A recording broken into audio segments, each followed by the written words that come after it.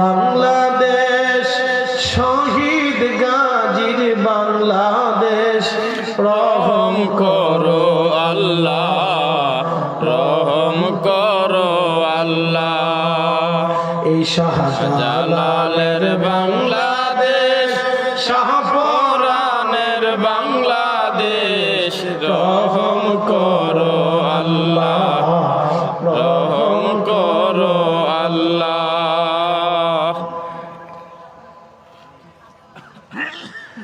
কুমিল্লার মুসলমান খুবই মনোযোগ দিয়ে শুনিয়া যাবেন। বলছিলাম ঈমানের কথা, ঈমান। আল্লাহ বললেন হাবিব আমার আয়াত সমূহ আপনি তেলাওয়াত করে শোনাবেন। আরো একটা কাজ আপনাকে দিলাম, আয়ুসাক্কিকুম ওয়া ইউআল্লিমুকুমুল কিতাবা ওয়াল হিকমা।